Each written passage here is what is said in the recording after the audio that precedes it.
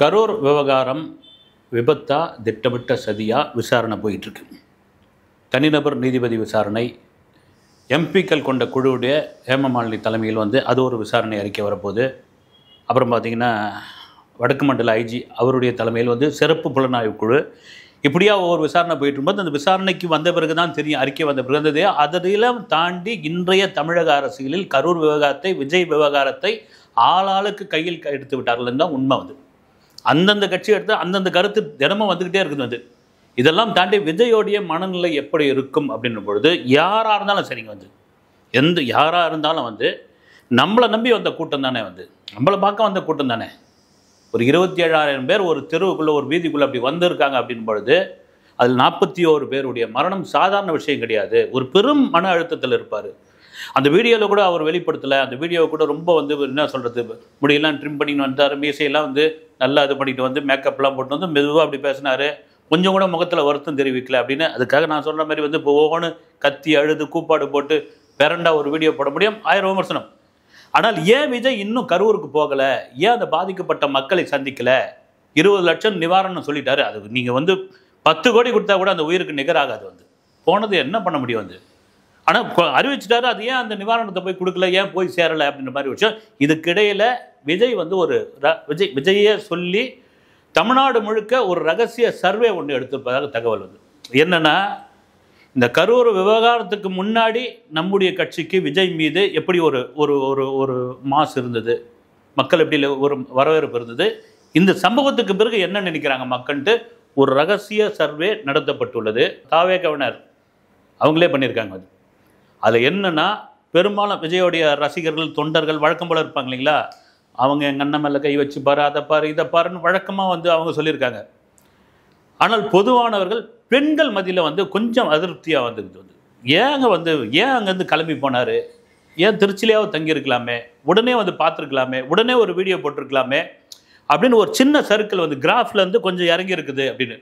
அதே சமயத்தில் இப்போ யார், குஷி ஆனந்த், நிர்மல் குமார், ஆதவ் அர்ஜுனா இவங்கெல்லாம் தலைமறைவு காணோம், அரெஸ்ட் பண்ண சொல்லியிருக்காங்க. முன்ஜாமீன்லாம் ரத்து பண்ணிட்டாங்க. 2ஆம் கட்ட தலைவர்களே இல்லை. 2ஆம் கட்ட தலைவர்களே எதுக்குன்னு தெரியல. விஜயை தான் இப்போ எடுத்து பேச வேண்டியதாக பேசிக்கிட்டு தான் இருக்காரு. நேற்று கூட வாட்ஸ்அப் காலில் மாவட்ட செயலாளர்களிடம் பேசியிருக்காரு. விஜய் பேசுறதாக ஒரு தகவல் வந்திருக்குது. என்னென்னா, கட்சியை இனிமேல் பார்த்துங்க, அதே உற்சாகத்தோடு கிளம்புருங்க, அதே உற்சாகத்தோடு இருங்க, மீண்டும் வந்துடுவோம் நம்ம. இதெல்லாம் ரொம்ப முக்கியமான ஒரு விஷயம். என்னென்னா, சமூக வலைதளங்களையும் அரசியல் நிகழ்வுகளிலும் தேவையில்லாத கருத்தை நீங்கள் பரப்ப வேணாம். அது ரொம்ப ரொம்ப முக்கியமான ஒரு விஷயம். ஆனால் இறங்கி ரொம்ப மோசமாகலாம் விமர்சனம் பண்ணிக்கிட்டு இருங்க. தெரியல, இதனுடைய சீரியஸ்னஸ் தெரியல. என்ன ஆகிடும், எங்கள் அண்ணன் மேலே கை வச்சுருவாங்களா, அதெல்லாம் வேறுங்க. காரியம் பெருசா வீரியம் பெருசான்னுவாங்க. இப்போ நமக்கு காரியம் தான் பெருசு, வீரியம் பெருசு கிடையாது. ஆச்சா போச்சானா இது என்னன்னா, இந்த சீரியஸ்னஸ் தெரியாத ஒருத்தர். அதனால தான் நிறைய பேர் திட்டுறாங்க. இன்னும் நீங்கள் ரசிகர் மனநிலையில் இருக்கீங்க, தொண்டர் மனநிலையில் வரல. அதை கூட விஜய் வருத்தப்பட்டிருக்காப்புல. என்னங்க சொல்லி உங்களை புரிய வைக்கிறதுன்னு ஏன்னா இது சம்மந்தமாக யார் கருத்து சொன்னாலும் அவனை தூக்கி போட்டு அடிக்கிறது, அவங்கள மீம்ஸ் போடுறது, சமூக வலைதளத்தில் மோசமான வீடியோ பதிவிடுறது, அது அத்தனையும் உங்களுக்கு பேக் ஃபயராக மாறும். அதை தான் விஜய் வருத்தப்பட்டிருக்காரு. தயவு செய்து இது சம்பந்தமாக எந்த கருத்தோ, மீம்ஸோ, ட்விட்டோ, வீடியோவோ யாரும் போட வேணாம் சொல்லுங்கள் அப்படிங்கிறார். ரைட்டு, ஓகே, நான் கரூர் போய் பார்க்கணும், ஆனால் முடிவு பண்ணணும், நீதிமன்றத்தோடைய டைரக்ஷனோட போகணுன்னு விரும்புகிறார். ஏன்னா நீதிமன்றத்தில் ஒரு அனுமதி கேட்டிருக்காங்க. நீதிமன்றம் சொன்னால்தான் போனோம். ஏன்னா போகிறப்போ ஏதாவது ஒரு அசம்பாவிதம், ஏன் நீ நீதிமன்றத்தை கேட்காம நீ பாட்டு தன்னிச்சையாக போயிட்ட அப்படின்ற மாதிரி ஒரு கேள்வி கூட இருக்கும். இடையில் விஜயோடைய தந்தை எஸ்ஏசி பேசியிருக்காரு. அது ஒரு 2 நாளைக்கு முன்னாடியே பேசினா கூட ஒரு தகவல் வந்திருக்குது. நான் வேணா வரவரும், ஏன்னா நீங்கள் 1000 தான் சொல்லுங்கள், பெத்த அப்பனை விட வேறு யாருங்க நீங்கள் புஷி ஆனந்த், நிர்மல் குமார், அது வரையும் எல்லாம் ஓட்டாங்கல்ல, சூரத்தாங்க ஓட்டா மாதிரி எல்லோரும் திருச்சி ஓடிட்டாங்கல்ல. என்றைக்காக இருந்தாலும் அப்பா தாங்க 1000 இருந்தாலும் மகனை விட்டு கொடுக்காத ஒருத்தர். எனக்கு தெரிஞ்சு நான் ஒரு சினிமா ரிப்போர்ட்டராக விஜயை அங்குலமாக உருவாக்குனவர் எஸ்ஏசி. அவர் மேலே 1000 கான்ட்ரவர்சி இருக்கலாம். விஜய் அப்படி உருவாக்குறதுல எஸ்ஏசிக்கு மிகப்பெரிய பங்கு உண்டு. அவர் பேசியிருந்திருக்கிறார். பேசுனதாக ஒரு தகவல், நான் வேணா வரேன்பா, என்ன ஆலோசனை சொல்கிறேன், நான் பேசுகிறேன். இன்னும் முக்கியமான ஒரு விஷயம், எஸ்ஏசி நான் சிஎம் கிட்ட பேசட்டமான்னு கேட்டிருக்கார் பொழுது, இல்லை வேணாங்கன்னுக்கிறார். வேணாம்பா, நீ வர வேணாம், வந்தால் அது ஒரு பெரிய இதுவாகிடும், இங்கே இருக்கிறவங்களாம் உங்கள் மேலே அதிருப்தி வேணாம் அப்படின்னு சொன்ன பிறகு எனக்கு தெரிஞ்சு எஸ்எஸ்சி ஏதோ யாகம் அது, ஏன்னா எங்கள் பெத்த வயிறு தானேங்க அவங்க மனநிலை எப்படி இருக்கும் பாருங்கள். வந்து வீட்டுக்குள்ளேயே ஒரு செல்லமாக வளர்த்துருந்த ஒரு பையன் ஒரு அரசியல் கட்சியில் இவ்வளோ பெரிய மாஸ் காமிச்சாச்சு. அந்த மாசுக்கு பிறகு இவ்வளோ பெரிய ஒரு பிரச்சனை வந்தாச்சுன்னு போது அப்பாவும் அம்மாவும் நிச்சயமாக தூங்கியிருக்க மாட்டாங்க. கோயில் கோயிலாக போயிட்டு இருக்காங்களாம், யாகம் பண்ணிகிட்டு இருக்காங்க. அப்புறம் வந்து அன்னதானம் பண்ணிகிட்டு இருக்காங்க வீட்டு வாசலில். இந்த ஸ்டேட் பேங்க் காலனி சாலிகிராமத்தில் இருக்கும். இப்போ எனக்கு தெரிஞ்சே பார்த்தீங்கன்னா, நீங்கள் ஆதவ அர்ஜுனா வச்சுங்க, இவரை புஷி ஆனந்த் வச்சுங்க, அதை தாண்டி உங்கள் அப்பாவையும் நீங்கள் வச்சுன்னு இருக்கணும். ஏன்னா ஒரு சாதாரண ரசிகர் மன்றமாக சாலிகிராமத்தில் காவேரி தெருவில் தொடங்கப்பட்டதுலேருந்து தெரியும். வந்து நோட்டு புஸ்தகம் கொடுத்துட்டு இருப்பாங்க விஜய் இதுக்கு. அப்புறம் வாரத்துக்கு ஒரு நாள் வந்து காவேரி தெருவில் தான் சாலிகிராமத்தில் ஃபோட்டோ எடுப்பாங்க. வந்து அது ஒரு கட்டத்தில் பெரும் கூட்டமாக மாறிச்சு. சாலிகிராமமே அதிர்ந்து பல அளவுக்கு மாறினோடனே அதை நிறுத்திட்டாங்க. அப்புறம் அது மக்கள் இயக்கமாக மாற்றினார். அதுக்கு ஒரு கொடியை அறிமுகப்படுத்தினார். வேலாயுதம் படத்தோடைய ஆடியோ லான்ச்சு சென்னை பல்கலைக்கழக வளாகத்தில் நடந்தப்போ அந்த கொடியை அங்கே தாங்க அறிமுகப்படுத்தினாங்க. அவ்வளோ பெரிய மாஸ் காமிச்சவர் வந்து எஸ்எஸ்சி. தன் மகனுக்கு வந்து முதல்வர் நாற்காலியில் உட்கார வச்சு பார்க்கணும்னு அவருக்கு வந்து ஒரு ஆசை இருந்தது. ஆனால் அதற்கான காலம் நேரம் ரொம்ப தேவைப்படும். அரசியல் சாதாரண விஷயம் கிடையாது அப்படின்னு அவர் வெயிட் பண்ணார். ஆனால் விஜய்க்கு யார் தப்பாக கைட் பண்ணாங்கன்னு தெரியல. சரி, அந்த விவகாரத்துக்குள்ளே போக வேண்டாம். நான் வருத்தமானப்போ வேணான்னாச்சு. இப்போ என்னன்னா, இந்த பாதிக்கப்பட்ட 41 குடும்பங்களுக்கு அந்த 20 லட்சம் ரூபாயை அவங்கவுங்க வங்கி கணக்கில் நேரடியாக செலுத்திடலாமா அப்படின்ற ஒரு விஷயத்துக்குள்ளே வந்திருக்கார் பொழுது. நேரடியாக அதுக்குள்ளே நம்ம கொடுத்துடலாமா அப்படின்னு அனுப்பிச்சிடலாமா அப்படின்ற ஒரு ஆலோசனை அந்த பக்கம் போயிட்டுருக்கு. வந்து இதுக்கிடையில் வந்து ஒவ்வொரு கட்சியும் ஒவ்வொரு நபர்களும் வந்து ஒவ்வொரு கருத்தை வந்து சொல்லிக்கிட்டே இருக்காங்க. வந்து குறிப்பாக டிடிவி தினகரன் அவர் என்ன சொல்லியிருந்தார்னா, விஜய் அந்த கரூர் கூட்டத்தில் இது பண்ணது தப்பான ஒரு விஷயந்தான்.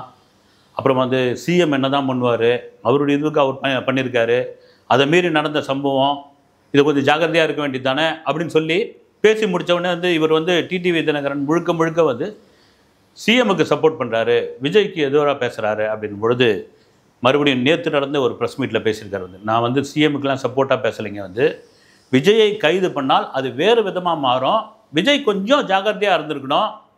இதுதான் நான் சொன்னது. இன்றைக்கி ஆளாளுக்கு அரசியல் கட்சி எடுக்க ஆரம்பிச்சிட்டாங்க. சிஎம் உண்மையிலே அது கைதுன்ற ஒரு விஷயம் வந்து தப்பான உதாரணமாக மாறி இருக்கும். இதை தான் நான் சொன்னேன். ஆனால் இதை தாண்டி இந்த சூழ்நிலையை எடப்பாடி பழனிசாமி நரித்தனமாக பயன்படுத்தி கொள்கிறார். கூட்டணின்ற ஒரு விஷயத்தை நரித்தனம் அப்படின்ற ஒரு வார்த்தையை சொல்லியிருக்காரு. அவரை வந்து அப்படியே கேப்சர் பண்ணிக்கிட்டாரு. இது சரியான விஷயம் கிடையாது அப்படின்னு இங்கே ஒரு பக்கம் போயிட்டு இருக்கும்பொழுது சீமான் அந்த மரத்துங்கூட மாநாடு, அப்புறமா காட்டில் மாநாடு, ஆடு மாடுங்களோட மாநாடு அப்படின்னு நேற்று பார்த்தீங்கன்னா முந்தின நாள் திருச்செந்தூரில் கடலுக்குள்ள மாநாடு அப்படின்ட்டு கடலில் போய் க்ளவுஸ்லாம் போட்டு மீன்லாம் பிடிச்சிருந்தார். அவரை என்னன்னு கேட்குறாங்க வந்து விஜய் விவகாரத்தில் பிஜேபி விஜய்க்கு ஆதரவாக களமிறங்கி இருக்கிறது. ஏறக்குறைய விஜயை கூட்டணி தாவேக்காவை தங்களுடைய கூட்டணிக்குள்ளே அவங்க கொண்டு வந்துட்டாங்க. அதுதான் நடந்திருக்கு. அதுக்கு தான் இந்த கரூர் விவகாரத்தை வந்து பிஜேபி கையில் எடுத்திருக்கு. வழக்கம் போல் நாங்கள் இந்த எலெக்ஷனை தனித்து தான் போட்டிடுவோம், அதில் எந்த மாற்று கருத்தும் கிடையாதுன்னு அவர் ஒரு பக்கம் சொல்லியாச்சு. வந்து எஸ்வி சேகர் வழக்கம் போல் அவர் ஏதோ வீடியோலாம் போட்டுக்கிட்டு இருக்காரு தொடர்ந்து. அவர் என்ன சொல்கிறாரு, இந்த கரூரில் 27,000 பேரை கட்டுப்படுத்த தெரியாத நீங்கள் தமிழகத்தில் உள்ள 10 கோடி பேரை எப்படிங்க நீங்கள் வந்து ஆள போகிறீங்க, எப்படி இது பண்ண போகிறீங்க நீங்கள்? கடைசியில் பாருங்கள், விஜயை வந்து ரஜினி மாதிரியே எனக்கும் அரசியலுக்கும் ஒத்து வராது, நானும் அரசியல் விட்டு போகிறேன் அப்படின்னு அவர் வந்து விலகிட போகிறாரு அப்படின்ற மாதிரி அவர் கருத்துக்கு ஒரு பக்கம் சொல்லியிருக்கும் பொழுது, குறிப்பாக இந்த விவகாரத்தில் நீதிமன்றம் என்ன சொல்லியிருக்குன்னா, மாநில தேசிய நெடுஞ்சாலைகளில் தயவுசெய்து மீட்டிங் போடக்கூடாது, இனிமேல் போடக்கூடாது, மக்கள் நெருக்கடியான பகுதியில் மீட்டிங் போடக்கூடாது அப்படின்பொழுது மருத்துவர் அன்புமணி ராமதாஸ் என்ன சொல்லியிருக்காரு, இது எப்படி வந்து நீங்கள் வந்து எந்த கட்சியும் மக்களை தேடி தான் போகணும், மக்கள் வந்து கட்சியை தேடக்கூடாது. ஏன்னா நீங்கள் போய் ஒரு மைதானத்துலேயோ ஒரு வெட்ட வழியிலையோ போய் போட்டுங்க, தயவுசெய்து வந்து தேசிய நெடுஞ்சாலையில் போடாதீங்க அப்படின்னு போலீஸ் வந்து அனுமதி கேட்கும்போது என்ன சொல்கிறாங்களா, நீங்கள் பர்மிஷன் தனியார் நிலத்தில் போய் வாங்கிக்கிங்களேன். இப்போ விக்கிரவாண்டியில் முதல் மாநாடு நடத்தாங்க இல்லைங்களா, இந்த விவசாயிகளுடைய நிலம், அது மாதிரி தனியார் நிலத்தில் போய் வாங்கிக்கிங்களேன்றதுக்கு தான் அன்புமணி ராமதாஸ் வந்து இது ஏறக்குறைய வந்து கட்சிகளுடைய குரல் வழியை நெருக்கிற மாதிரியான ஒரு விஷயமா இருக்குது. இதை நீங்கள் மறுபரிசீலனை செய்யணும். ஏன்னா ஒரு கட்சி பண்ண தவறுக்காக நாங்கள் என்ன பண்ண முடியும் அப்படின்னு அவர் ஒரு பக்கம் வந்து, இதெல்லாம் தாண்டி இந்த பிரச்சார வாகனம் இருக்கு இல்லைங்களா, அந்த பிரச்சார வாகனத்தை உடனே வந்து பறிமுதல் செய்யணும். அந்த பிரச்சார வாகனம் மோதனப்போ என்ன நீங்கள் வழக்கு பதிவு பண்ணீங்க அப்படின் பொழுது அந்த கரூருக்கு முன்னாடி வேலாயுதம் பாளையம்னு நினைக்கிறேன், அந்த வேலாயுதம் பாளையத்தில் தான் அந்த இடத்துல வரும்போது தான் அந்த பைக்கில் வர 2 பேர் அப்படி வந்து அசைச்சிருப்பாங்க, வந்து அப்படி தட்டியிருப்பாங்க. அந்த போலீஸார் அந்த டிரைவர் மேலே, அந்த பிரச்சார வாகன ஓட்டுநரில் அந்த டிரைவர் மேலே வழக்கு பதிவு பண்ணியிருக்காங்க. இதெல்லாம் மீறி விஜய் எப்பொழுது வெளியே வருவார், விஜய் என்ன மாதிரியான வீடியோவை வெளியிடுவார், விஜய் நேரடியாக என்ன பேச போகிறார், விஜய் பத்திரிகையாளரை சந்திப்பாரா, இந்த விவகாரம் எந்த விதத்துக்குள் போகும், கோர்ட் டைரக்ஷன் எப்படி போயிட்டு இருக்கு, தனி நீதிபதியோடைய விசாரணை அறிக்கை என்ன மாதிரி இருக்கும், 8 எம்பிகள் கொண்ட அந்த விசாரணை அறிக்கை எப்படி இருக்கும், உண்மையாகவே விஜயை வந்து பிஜேபி தங்களுடைய கூட்டணியில் அப்படியே அலேக்கா தூக்கிட்டாங்களா இல்லையா அப்படின்றது இனி வரும் காலங்களில் தெரியும். உண்மையிலே விஜய் மீண்டும் வருவார் என்ற நம்பிக்கையோடு அடுத்த வீடியோவில் சந்திக்கிறேன். நன்றி.